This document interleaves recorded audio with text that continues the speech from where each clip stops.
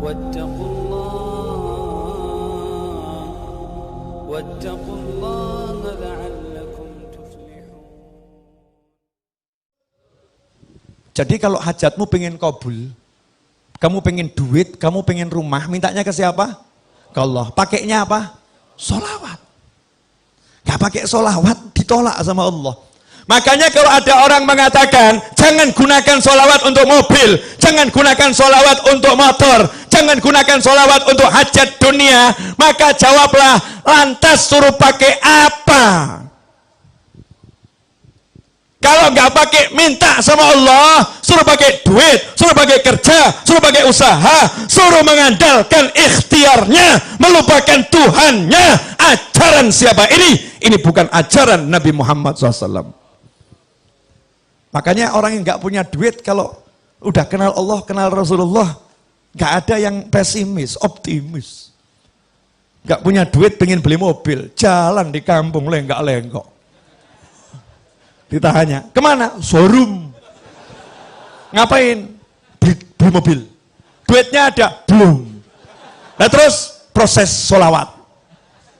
Tahap awal, sholawatin dulu. Sholawatin. Dianggap orang stres. Ini yang normal ini. Yang anggap stres itu yang stres. Bener, gak paham. Nanti akan saya jelaskan. Serius. Yang kedua, dalil tidak terbantahkan. Dan ini yang punya Habib dan Kiai serta murid-murid dan kawannya. Yang lain nggak punya. Cari cek itu, cari di Google nanti. Kalau nggak percaya, di Google kalimatnya pakai bahasa Arab. Ya, satu-satunya amal yang tidak ditolak sama Allah hanyalah sholawat. Yang lain nanti dulu cek, recheck, tolak, terima, tolak, terima. Kalau sholawat langsung diterima. Meskipun kamu riak, meskipun kamu ujub, tetap diterima. Itu yang namanya sholawat. Habib, Yai, masa bisa sholawat mengalahkan sholat? Nah ini pemikiran gak beres ini. Jadi kalau sholawat bisa mengalahkan sholat, seakan-akan ini sholawat sesuatu yang salah. Nah, sholat itu ibadah, sholat itu ibadah. Kalau ada ibadah yang pahalanya memang secara khusus bisa lebih besar dari ibadah yang lain kan ya luar biasa. Dan yang namanya sholat itu bagiannya adalah sholawat. Paham? Jadi kalau nggak ada sholawat tidak ada sholat. Ini harus dipahami. Sabar. Pelan-pelan. Step by step. Biar nggak gagal paham ya. Ayatnya. Innallaha wa malaikatahu yusalluna 'alan nabi ya ayyuhalladzina amanu sallu 'alaihi wa sallimu taslima. Allahumma shalli wa sallim wa barik alaihi. Setiap mau mulai maulid dibaca enggak ini? Dibaca kan? Ayat ini dibaca. Coba diterjemahkan. Inna, sesungguhnya, innallaha, Allah bersolawat kepada Nabi, wa malaikatahu, dan malaikat-malaikat Allah bersolawat kepada Nabi. Hai orang-orang yang beriman. Siapa yang manggil? Allah. Allah manggil siapa? Alladzina amanu. Siapa yang beriman? Anda beriman, saya beriman, kita beriman. Kita dipanggil oleh Allah subhanahu wa ta'ala. Ya ayyuhalladzina amanu sallu alaihi wa sallimu taslima. Allahumma salli wa sallim alaihi. Hei orang-orang beriman, kalian semua tanpa terkecuali sholawat dan salam kepada Nabi yang banyak dan yang baik. Betul? Ayat ini turun kepada sahabat. Sahabat orang yang paling paham bahasa Arab. Sahabat orang yang paling paham bahasa Arab. Makanya jangan belajar Al-Quran dari terjemahan. Gak pernah sampai nanti. Belajar Al-Quran dari ulama. Gak bisa dari terjemahan. Subhanallah. Nanya sama Nabi sahabat, amma salam qad arafna. Kalau salam kami udah tahu ya Rasulullah caranya. Assalamualaikum. Tahu salam. Wa kaifa nusalli alaik. Tapi kalau salam kaifa. Mas sholah sama kaifa sholah itu beda. Kalau mas sholah, apa itu sholawat? Bentuknya apa? Bentuk. Bentuk. Tapi kalau kaifa itu bagaimana caranya bersolawat. Paham? Sahabat tidak pernah mempertanyakan bacaan sholawat. Yang ditanyakan sahabat caranya bersolawat. Antara cara sama bacaan itu dua hal yang jauh berbeda. Sahabat nanya, kaifa nusalli alaik? Jawaban Nabi apa? Qulu, caranya kamu cukup mengucapkan Allahumma sholli ala Sayyidina Muhammadin wa ala ali Sayyidina Muhammad. Allahumma sholli wa sallim alaihi. Bukan bentuknya. Kalau bentuknya macam-macam.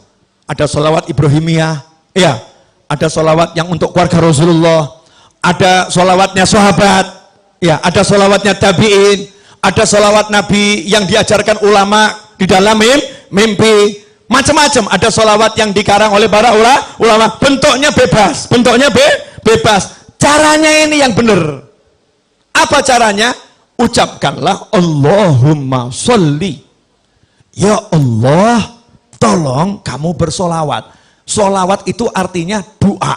Makanya ketika sahabat diperintahkan bersolawat dalam Al-Quran, sahabat bingung. Doakan Nabi, doakan Nabi.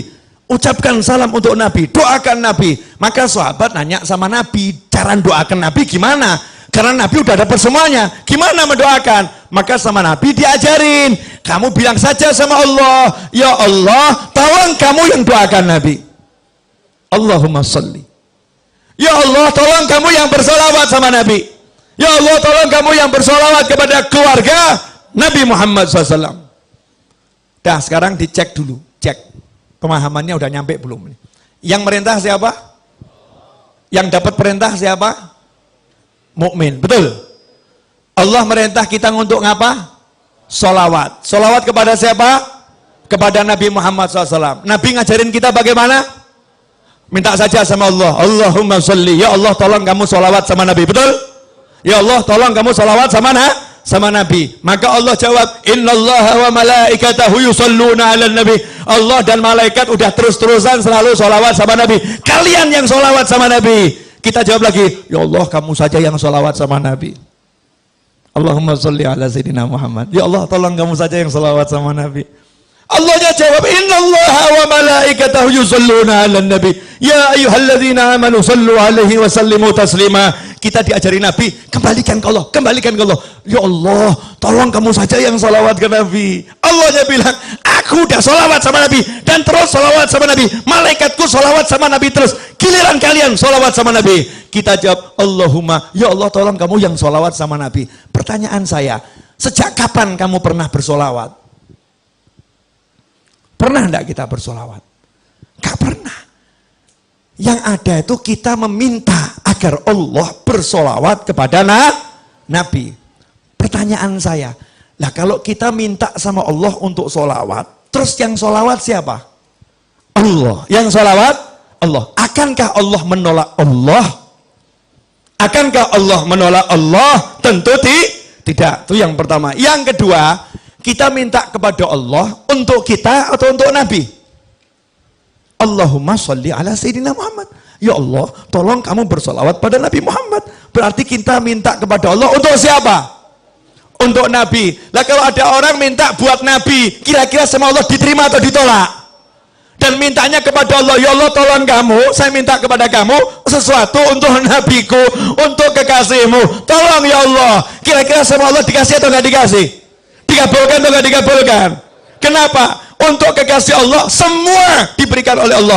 Makanya kamu riak, kamu ujub kalau minta untuk Nabi Muhammad SAW pasti diterima oleh Allah Subhanahu Wa Taala.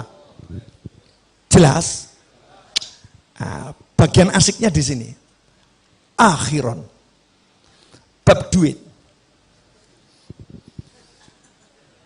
Ini sebetulnya rahasia para wali. Nggak boleh di-share seharusnya. Cuman malam hari ini dan bulan ini bagusnya di-share. Karena di Indonesia lagi banyak orang pusing. Harus dikasih ilmunya biar nggak pusing semua. Biar pusingnya terarah. Pusingnya terarah.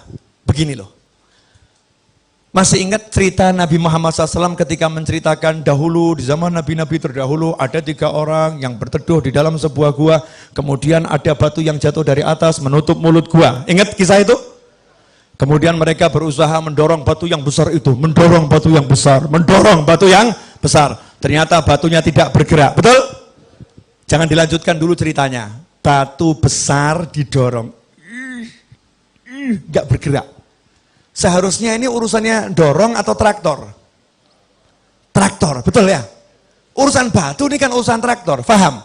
Kamu mau beli mobil, duit nggak cukup, uang nggak cukup. Seharusnya urusannya apa nih? Ngutang ya?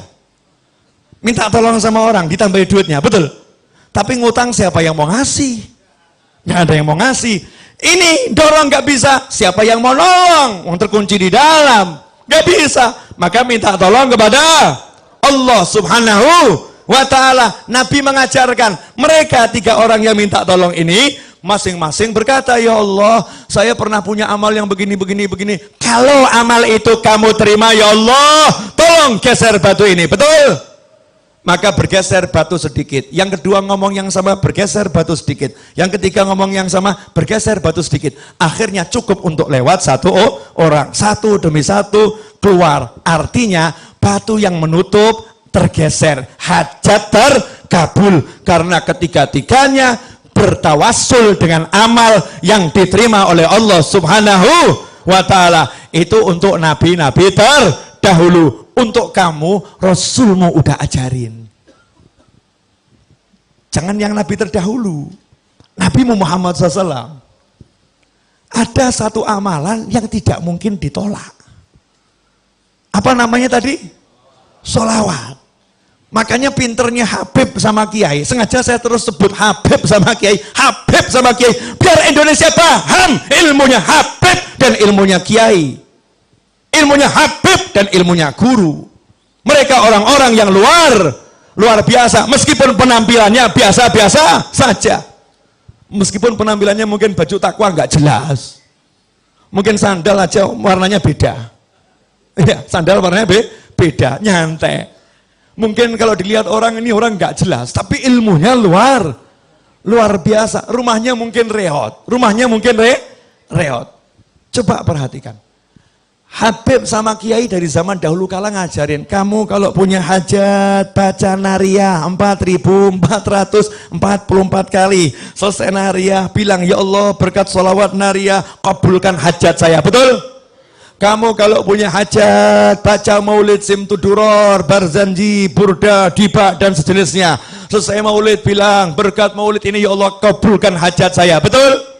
Kamu kalau punya hajat diajari Habib Kiai baca munjiah 1000 kali, sholawat A sekian kali, sholawat B sekian kali. Selesai bilang sama Allah, ya Allah berkat sholawat yang aku baca tadi kabulkan hajat saya, betul?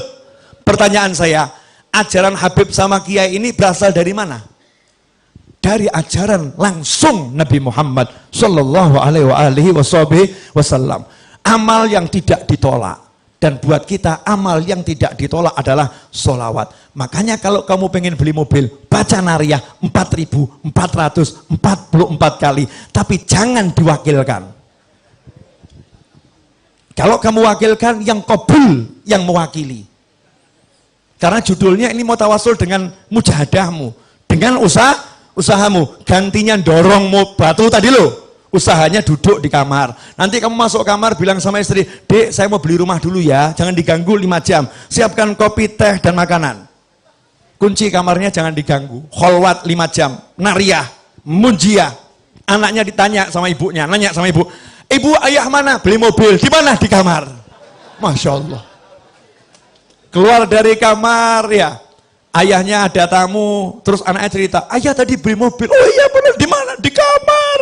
Masya Allah. Tamunya nanya, iya betul, iya. Gimana caranya? Nariyah 4.444 kali. Hasilnya sebentar lagi saya harus keluar dulu. Hasilnya sebentar lagi saya harus keluar dulu. Baru dia keluar, jalan ke pasar, jalan cari obyekan, jalan dia bergerak. Nanti itu sholawatnya akan bekerja. Sholawatnya akan bekerja. Loh, kalau Nabi yang terdahulu saja umatnya di dalam gua nggak ngapa-ngapain, diem saja, gerak sendiri. Lah kamu udah pakai sholawat, masih pakai kerja, nggak kabul ya nggak mungkin. Mana imanmu, mana yakinmu, mana percayamu? Jangan percaya dengan fata morgana. Pekerjaan itu fata morgana, perencanaan itu fata morgana, ajaran nabimu itu nyata, saudara-saudara. Allahumma sholli alaihi. Jelas. Masing-masing buat rencana kelihatannya nih. Mulai pulang mau sholawat. Mau sholawat. Mujahadah, baca sholawat. Ini kalau semua ngamalin, sampai nanti sudah terwujud, komisi nggak nyampe Solo, awas. Namanya guru tuh harus dapat komisi. Yang ngajarin kan ya. Perdagangan kan begitu kan ya. Yang ngajari kan dapat apa itu? Hak cipta ya. Royalti. Nah, royalti gak usah banyak-banyak, udah 10%. Royalti 10%. Ikhwani rahimakumullah. Jelas yang saya sampaikan? Jelas? Sekarang hidup ringan atau berat? Ringan ya. Gak usah repot, kita punya Nabi Muhammad sallallahu alaihi wasallam. Ada yang masih ngeyel, mungkin nonton orangnya. Sebentar. Masih belum puas. Oke, satu lagi. Yang di rumah tuh masih belum puas dalilnya. Wa may yattaqillaha yaj'al lahu makhrajan wa yarzuqhu min haitsu la yahtasib. Siapa takwa kepada Allah, Allah akan selalu memberikan solusi untuk masalahnya. Apapun itu masalahnya, wa yarzuqhu min haitsu la yahtasib. Dan Allah akan selalu memberinya surprise rezeki. Rezekinya surprise, rezekinya kejutan. Tidak bisa difikir dari mana datangnya. Tuh, muncul. Itu namanya min haitsu la yahtasib. Bahasa kerennya surprise. Itu kerennya. Rezekinya surprise. Ayatnya itu. Lihat asbabun nuzulnya. Asbabun nuzulnya tentang suami istri yang anaknya tertawan oleh musuh. Terus suami istri ini menghadap Nabi Muhammad SAW. Terus ngomong sama Nabi, anak saya ditawan musuh. Apakah Nabi kirim pasukan untuk membebaskannya? Apakah Nabi mengatakan, satu sahabatku nyawanya seperti nyawa seluruh umatku, maka akan kukerahkan seluruh pasukan untuk bebaskan anakmu? Apakah seperti itu? Enggak. Nabi mengajari, pulanglah kamu ke rumah, ajak istrimu, bacalah haula wala quwata illa billah. Maka sang suami pulang ke rumah. Sampai di rumah istrinya dikasih tahu. Apa jawaban istri yang solihah? Masya Allah, petunjuk yang luar biasa. Ini anaknya ditawan. Nabi nggak kirim pasukan. Nabi nggak kirim pasukan khusus. Nabi tidak buat perencanaan untuk pembebasan secara zahir. Tapi Nabi ngajari ngucap la haula wala quwata illa billah. Istri ini mengatakan, ini cara yang paling hebat. Ini petunjuk yang luar biasa. Sekarang suami pergi ke tempat kiai, pergi ke tempat habib, penuh dengan yang namanya masalah, kemudian diajarin Kiai Habib, baca Simtudurur di rumahmu setiap malam Jumat, akan selesai masalahmu. Pulang ke rumah, ngomong sama istri, istrinya menjawab, maulid lagi, urusannya duit kok suruh baca maulid, urusannya utang nggak selesai kok suruh baca maulid. Na'udzubillah, amin. Mana perencanaanmu, mana strategimu? Rasulullah nggak membuat strategi, sahabatnya tidak suruh membuat strategi, suruh duduk zikir kepada ilahi Rabbi.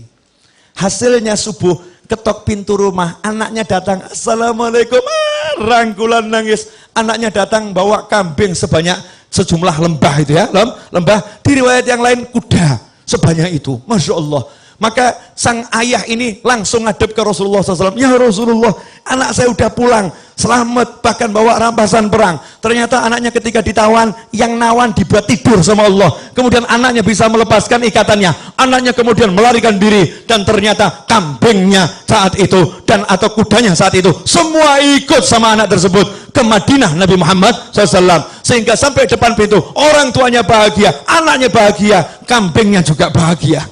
Kambingnya hijrani dari tangan orang kafir ke tangan muslimin. Apa kata Nabi? Muncullah itu turun ayat Wa may yattaqillaha yaj'al lahu makhrajan wa yarzuqhu min haitsu la yahtasib.